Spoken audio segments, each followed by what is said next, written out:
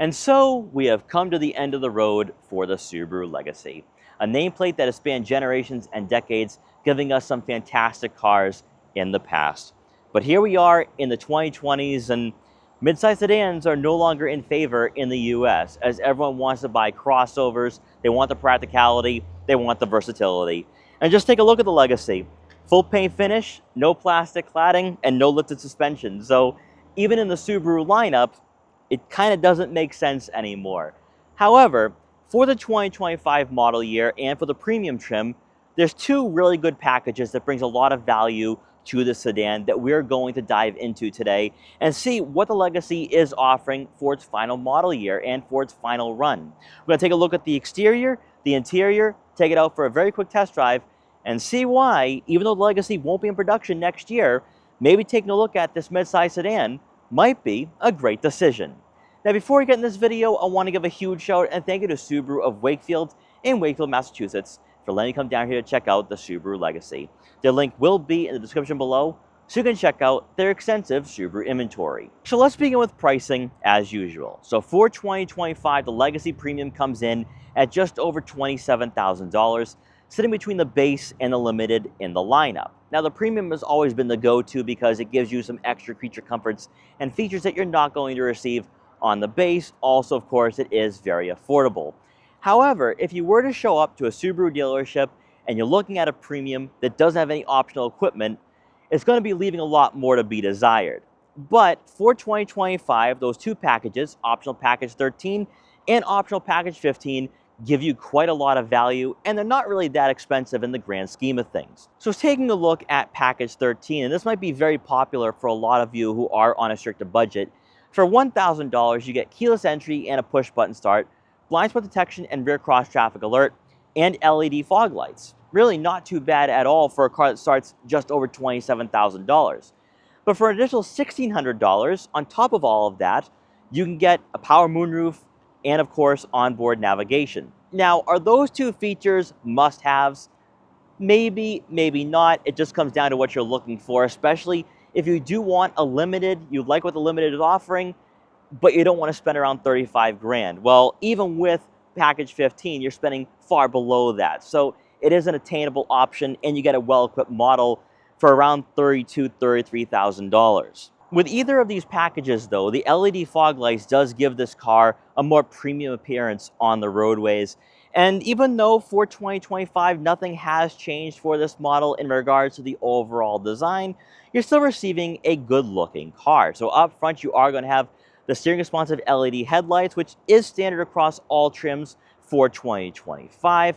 Then when it comes to the grille design, again, similar to last year, you're going to have some gloss gray accents, giving you a nice look to this car that goes very well with our cosmic blue paint color. Then, of course, as we make our way to the lower portion of the front bumper, you're gonna have some plastic molding around the LED fog lights, giving you a sportier appearance, but also, of course, with those LED fog lights, you're gonna have better visibility late at night or in adverse weather conditions. Then as you make your way over to the side profile, you are gonna have 17-inch alloy wheels, which I think is a great size for a car in this market. When it comes to road noise or even ride comfort, these are going to be optimal for that. So if you're looking for a daily driver and maybe a family hauler, even with the Legacy, this is going to be the best choice to go with over the larger tire sizes you receive on higher trims. You're also going to receive color-matched side mirror caps with turn signal indicators. And as I mentioned before, since our model does have optional package 15, we have blind spot detection and rear cross traffic alert for added safety. Then as you make your way around to the back, nothing different at all for 2025. You have the same taillight design. They're not LED, so the turn signal indicators aren't LED either. You're also going to have the exhaust outlet tucked beneath the bumper for a cleaner and classier appearance. Under the hood for the Premium, you are going to receive a 2.5-liter boxer 4-cylinder engine, producing 182 horsepower and 176 pound-feet of torque. As always, it is paired with a CVT, and super symmetrical all-wheel drive does come standard, putting the Legacy in some elite company because not a lot of sedans in this market have all-wheel drive. A lot of them are front-wheel drive only, but with hybrid technology making its way onto these platforms, the Legacy isn't the only car giving you year-round versatility and capability in this market. But if you are somebody who does live in a colder region of the US, again, you don't need a crossover or that ground clearance, this is going to be the go-to. Now, for 2025, much like in prior model years, you can offer the 2.4-liter turbo, giving you far better performance, also a bit more of an engaging driving experience. However, what I've learned with the 2.5 is that it should fit very well with people who do live in the city or in the suburbs, and you don't need all that power. You're not somebody who has a lead foot, and you're just looking for a comfortable commuter car. Then when it pertains to fuel economy, you're looking at right around 27 miles per gallon in the city and 35 miles per gallon on the highway, and better yet, the fuel requirement is 87 octane. So just in regards to cost of ownership and overall efficiency, this would be the powertrain to choose, especially when you are comparing it to the 2.4, as you're only going to receive 23 miles per gallon in the city and 31 miles per gallon on the highway with that engine. So even though you get better performance, you are sacrificing that fuel efficiency. So stepping inside the Legacy, you're greeted by a similar, if not identical cabin to the Outback, since both cars are built on the same platform, share trims and packages. However, there is one minor difference in regards to comfort that I have definitely taken note of today. So up front, you are going to have heated cloth seats for both the driver and passenger, with the driver's side having 10-way power adjustability, whereas the passenger will have to manually find the ideal seating position. And that isn't too much of a surprise at all for a car that starts under $30,000. But these seats in the Legacy are firmer and stiffer than what you're going to find in the Outback. Also, the pattern of this cloth upholstery is different in the Legacy than what you're going to find in that lifted station wagon. And that has surprised me a bit because I would have expected nothing different at all and this car to feel much like the Outback it's based on. But with these seats, I noticed with just the backs, but also even the main portion of the seats as well for your legs, they're not as supportive. They're not as comfortable. And is it a major takeaway? Possibly. Especially if you are looking at buying a car that gives you the optimal amount of comfort and upscale persona at around $30,000. And with the Outback, I was genuinely impressed, whereas with the Legacy, not so much. Now, these seats do provide a decent amount of support and bolstering, goes hand in hand with the 17-inch alloy wheels on this model and the soft-tuned suspension. In fact, it's a very pleasant car to drive. But just being stationary and hopping into the cabin of this car for the first time, I noticed that difference right away. For the rest of the interior though, nothing is different at all. So starting off with the gauge cluster, you are going to have a small information display in between the analog gauges, and you can customize what you see by using the buttons on the steering wheel. So you can check out your fuel economy statistics, your digital speedometer, your traffic sign recognition on our model. Also, since we do have the onboard navigation system, you have your onboard compass, also turn-by-turn navigation, and better yet, you can check out your tire pressure monitoring. Then on the right side of the steering wheel, you are going to have your lane centering and adaptive cruise control. And with the Premium, you are going to have paddle shifters. Now, even though the CVT does mimic an 8-speed automatic transmission, I would say most likely you're not going to be engaging these paddles at all with the 2.5. If you want to have a more engaging and enthusiast-focused driving experience, go with the 2.4. Then making our way over to the infotainment system, one of the incentives of choosing the Premium over the base is the 11.6-inch touchscreen with wireless Apple CarPlay and Android Auto compatibility. With the Premium, you're also going to have dual zone climate control. Now, there are a few accessories that you can add on to the Premium on top of the optional packages, such as a wireless phone charging pad, but also an auto-dimming rear-view mirror. Neither of those accessories are equipped on our model today, but I will say, though, late at night, that auto-dimming rear-view mirror is a game changer. I'm so glad I have it on my Subaru WRX. Now, just like with the Legacies of old, you are going to have a USB and USB-C input and an auxiliary outlet. For the screen itself, all your climate controls can be found at the bottom of the screen, and you're pretty much going to have a tablet-like layout here, which I find to be very easy to use after a few minutes and just getting acclimated with this screen.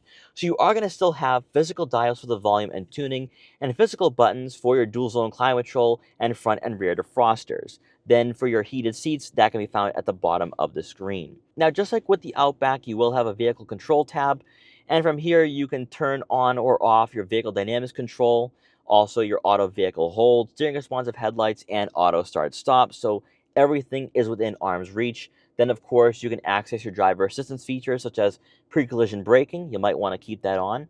Also, lane departure warning and rear vehicle detection and blind spot detection. You can turn that on or off. Most likely, you're going to keep that on.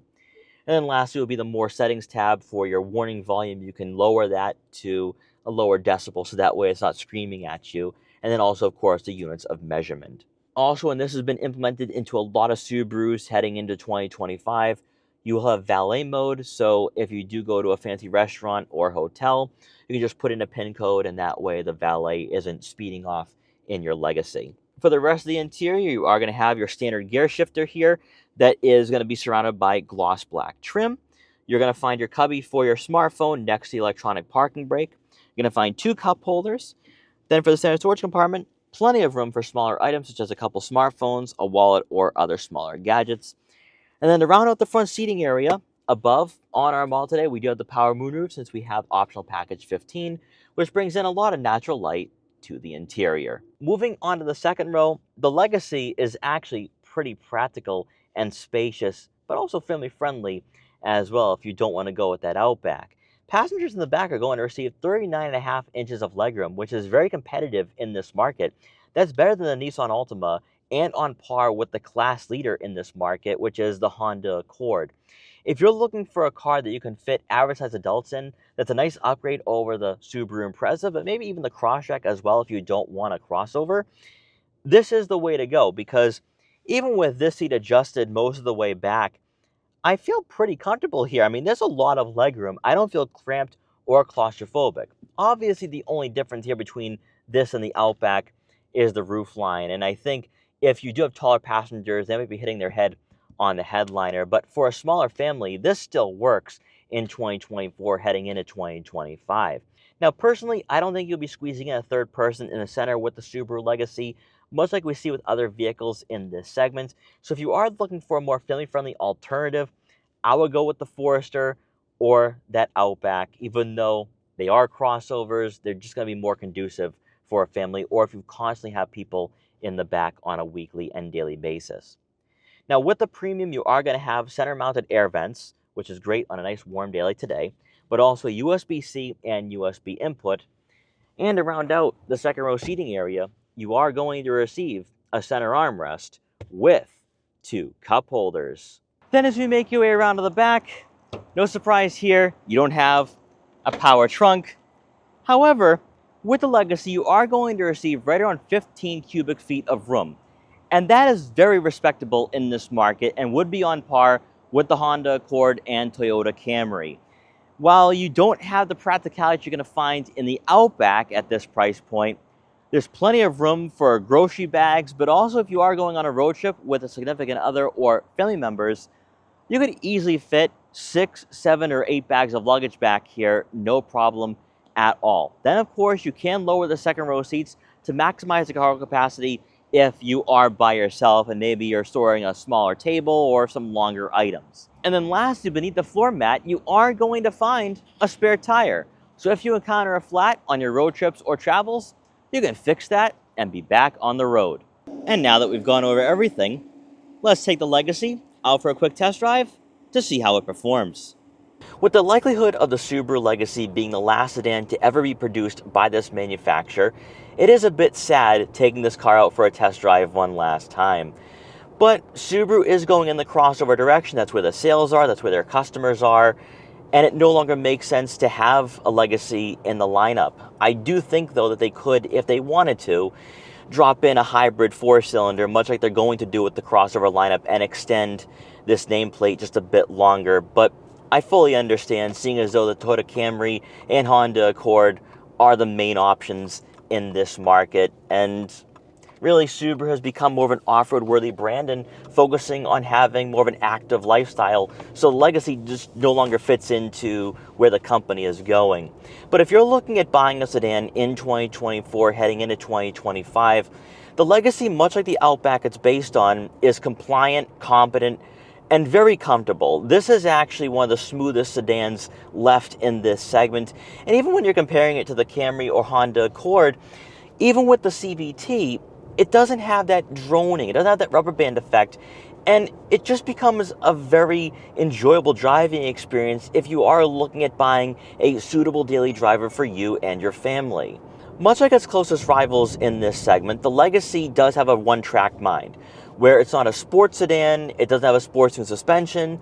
Even though you can offer the 2.4, it's far from being a Subaru WRX.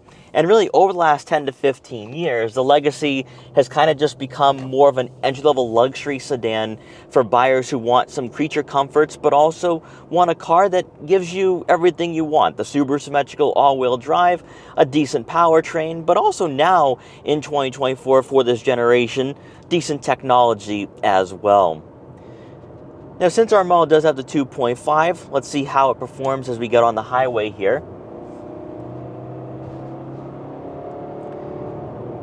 And plenty of power to enter highways, and also, of course, to pass slower drivers.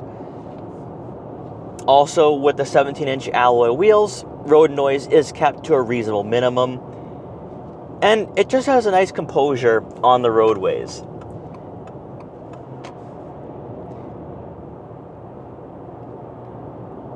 Also, of course, as we talked about before, it has Subaru symmetrical all-wheel drive, one of the only cars in this market with all-wheel drive.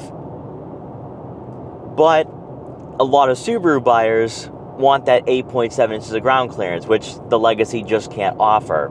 And that's what I think has ultimately led to us being where we are today with the Legacy and with it being cut from the lineup, where Subaru buyers have expectations. They want X mode, they want the 8.7 inches of ground clearance, they want a vehicle that is all around practical and family friendly.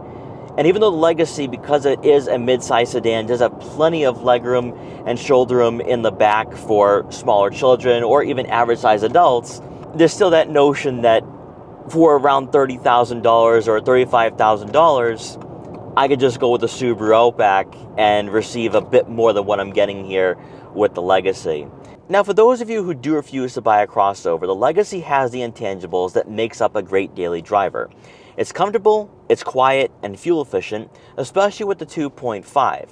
While some people will say you gotta go with the 2.4 with the turbo to get the better performance, the 2.5 is more than adequate. But also, as we talked about earlier on, with the optional packages, you're receiving a lot of value under $35,000. So you have the blind spot detection, rear cross traffic alert, you have onboard navigation, power moonroof. And for a car in this market at this price point, it is very well equipped.